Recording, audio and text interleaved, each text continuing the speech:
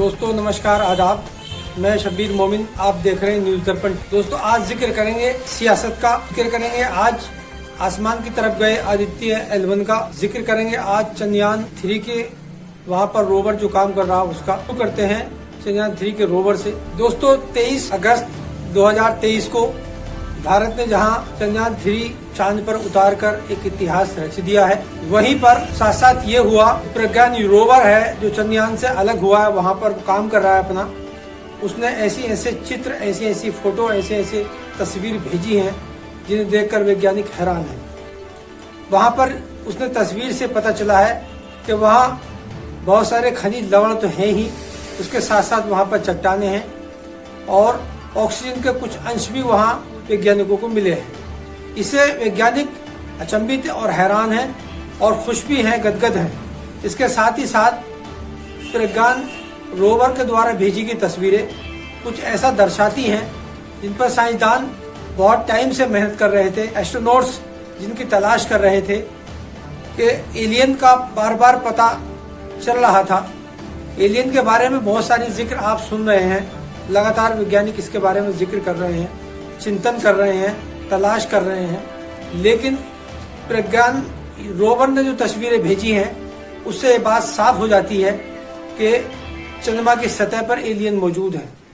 हालांकि तस्वीरों में ये दिखाई देता है साफ साफ कि एलियन कुछ दूर पर खड़े हैं। एलियनों के कुछ बच्चे भी वहां पर घूमते दिखाई दिए। एक तस्वीर में तो ये भी दिखाई दिया कि एलियन रोवर के करीब आ गया। इससे साइंसदानों को ये यकीन नहीं बल्कि अब सबूत मिल गया है कि चंद्रमा की सतह पर एलियन मौजूद है। इसरो की इस कामयाबी के बाद अब आदित्य L1 जो एक यान हमने PSLV C57 भेजा है वैज्ञानिकों ने, वो यहाँ पर 2 सितंबर 11:50 पर यहाँ से लॉन्च हुआ और सकुशल लॉन्च होकर वो अपने गंतव्य की तरफ जा रहा है। वो 125 दिन में जहाँ पर उसे पहुँचना है अपने स्थान पर पहुँचेगा। 125 दिन तक वो लगातार सफर करता रहेगा। अभी हालांकि धरती की ऑर्बिट में घूम रहा है, उसके बाद वो सीधा 125 दिन में अपने यहाँ से 15 लाख किलोमीटर दूर जो L1 पॉइंट है वहाँ पर जाकर रुकेगा और वहाँ पर सूरज की गतिविधियों पर नजर रखेगा। सूरज की जो किरणें हैं, सूरज का जो निचला हिस्सा है क्रोटोस्फेयर, उसकी जांच करेगा, उसका निरीक्षण करेगा। उसके साथ ही साथ सूरज की जो ऊपर की सतह है उससे जो गैसें निकलती हैं, उसके ऊपर के जो कोरोना लेयर हैं, सूरज के ऊपर का जो हिस्सा है उसकी भी जांच करेगा और उसके जांच करने के बाद वो यहाँ पर तस्वीरें इसरो वैज्ञानिकों को देगा और उसका अध्ययन करेंगे और उससे पूर्वानुमान मौसम का लगाया जा सकता है। बहुत सारी गुत्थी वैज्ञानिक सुलझा लेंगे, बहुत सारी चीज़ों में वैज्ञानिकों को जो है ये समझने में आसानी होगी कि हालात किस तरह बदलते हैं, मौसम किस तरह बदलते हैं, बारिश का पूर्वानुमान, ये सारी चीजें। साइंसदानों के अनुसार सूर्य 4.5 अरब साल पहले एक तारा था और उसके बाद गैसें इकट्ठी होने के बाद ये एक बहुत बड़े आग के गोले में तब्दील हो गया और सौरमंडल में जितने भी ग्रह हैं सब सूर्य के चक्कर लगाते हैं। सूर्य की बात करें तो सूर्य का सबसे गर्म हिस्सा उसका बीच का केंद्र है और सूर्य का जो तापमान है वो 15 मिलियन डिग्री सेल्सियस का बताया जाता है। दोस्तों जैसे जैसे लोकसभा चुनाव 2024 करीब आ रहा है वैसे वैसे सियासी पार्टियां अपने आप को वार्म अप कर रही हैं, सियासी पार्टियां अपने आप को तैयार कर रही हैं और एक दूसरे के गठबंधन करने में लगी हुई हैं। हालांकि अब बहुत ज्यादा समय नहीं बचा है, तो इससे राजनीतिक पार्टियां एक दूसरे का सहारा लेती हैं और सहारा ले रही हैं। जैसा कि आप सुन रहे हैं, गठबंधन इंडिया और गठबंधन NDA, दो मुख्य गठबंधन उभर कर सामने आए हैं। NDA के साथ लगभग 34-35 पार्टियां हैं, इंडिया गठबंधन के साथ 26 पार्टियां हैं। हालांकि इंडिया गठबंधन अब दावा ये कर रहा है कि हम 1 by 1 400 सीटों पर 1 by 1 उन्हें कैंडिडेट देंगे, यानी कैंडिडेट उनके मुकाबले में उतारेंगे। यानी एक कैंडिडेट NDA का होगा तो एक गठबंधन इंडिया का कैंडिडेट होगा। ऐसी 400 सीटों पर हम कैंडिडेट अपने उतारेंगे। हालांकि 543 लोकसभा सीटें हैं और 543 लोकसभा सीटों पर चुनाव लड़ा जाएगा। लेकिन राजनीतिक पार्टियों के अपने अपने सीट शेयरिंग, सीटों के बंटवारे में कितनी सीट किसके हिस्से में आती हैं, ये मुंबई में इंडिया गठबंधन की हुई बैठक में ये अभी सीट शेयरिंग का मामला अभी तय नहीं हुआ है। हालांकि 4 कमेटियां गठबंधन के जिम्मेदार लोगों की बना दी गई हैं।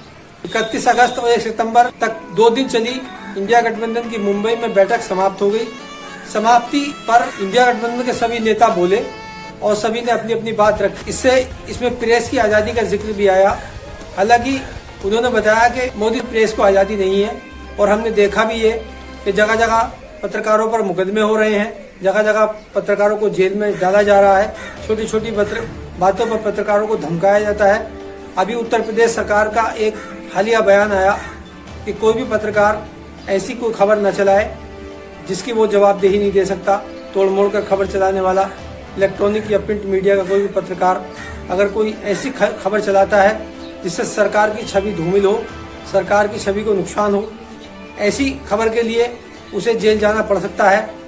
उसकी जांच डीएम या कमिश्नर को दी जा सकती है।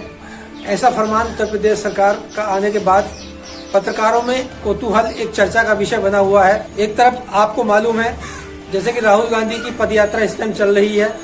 उन्होंने गुजरात के पोरबंदर से अपनी यात्रा शुरू की और वो अभी यात्रा में हैं। उससे पहले भी एक उन्होंने कश्मीर और कन्याकुमारी से लेकर कश्मीर तक एक यात्रा चलाई थी, पैदल यात्रा। अभी भी वो यात्रा में हैं और उधर मुंबई में मीटिंग में भी वो शामिल हुए यात्रा बीच में छोड़कर। अब एक मामला और आपके लगातार आप सुन रहे हैं गर्म है कि एक देश एक चुनाव। दोस्तों, इस पर सियासत गर्म है। सभी पार्टियों के नेता अपनी अलग अलग राय दे रहे हैं। हालांकि अखबारों में भी कॉलम लिखे जा रहे हैं और सियासत के जानकार वो भी इस पर अपनी राय रख रहे हैं। हालांकि विपक्ष का इंडिया गठबंधन इस पर तीखा प्रहार कर रहा है, क्योंकि हिंदुस्तान के अंदर 28-29 राज्य हैं, इसमें 7-8 राज्य केंद्र शासित प्रदेश हैं, बाकी के मुख्यमंत्री अपने अलग हैं। सब में एक साथ चुनाव, सारे भारत में जितने भी चुनाव के पद हैं सब एक साथ चुनाव। नेता ये कह रहे हैं कि कैसे संभव हो सकता है, लोकसभा से लेकर ग्राम प्रधान तक का चुनाव, एक साथ चुनाव होना कितना मुश्किल है, कितनी दुश्वारी इसमें है, कितना स्टाफ चाहिएगा। हालांकि प्रधानमंत्री का ये कहना है कि लगातार हर वर्ष हर महीने देश में कहीं ना कहीं चुनाव होते रहते हैं। इससे चुनाव पर महंगाई का बोझ बढ़ता है, स्टाफ का खर्च बहुत ज़्यादा आता है, स्टेशनरी लगती है, पैसा बहुत ज़्यादा खर्च होता है, इससे देश का नुकसान है। बीजेपी ये कहकर अपना बचाव कर रही है कि देश का बहुत नुकसान है, एक चुनाव एक देश से पूरा देश 5 साल तक सुकून में रहेगा, कहीं चुनाव नहीं होगा। पिछले दिनों आई रिपोर्ट के अनुसार 8,000 से ज्यादा व्यापारी यहाँ इंडिया छोड़कर विदेशों की शरण ले चुके हैं। जो बहुत बड़े दिन की इंडस्ट्री और कारखाने थे, ऐसे 8,000 से ज्यादा व्यापारी इंडिया छोड़कर चले गए हैं। इंडिया छोड़कर जाने की नौबत क्यों आ रही है, आखिर ऐसी क्या वजह है, इस पर सरकार को गौर करना चाहिए और नेताओं को ध्यान करना चाहिए। सरकार किसी की भी हो, इससे कोई लेना देना नहीं, लेकिन सरकार की जो जनता है, भारत की जो जनता है, भारत की जो रियाया है, उसे सुकून हो, उसे हर चीज़ सस्ती मिले, उसे स्वास्थ्य मिले, न्याय मिले, शिक्षा मिले, आपसी भाईचारा हो, नफरतें ना हो, दंगा ना हो। इसी से सरोकार है जनता का, जनता यही चाहती है। दोस्तों, हमें आपकी राय का इंतज़ार रहेगा। आप हमारे YouTube चैनल न्यूज़ दर्पण को सब्सक्राइब करें और हमारे फेसबुक पेज को लाइक फॉलो करें। नमस्कार।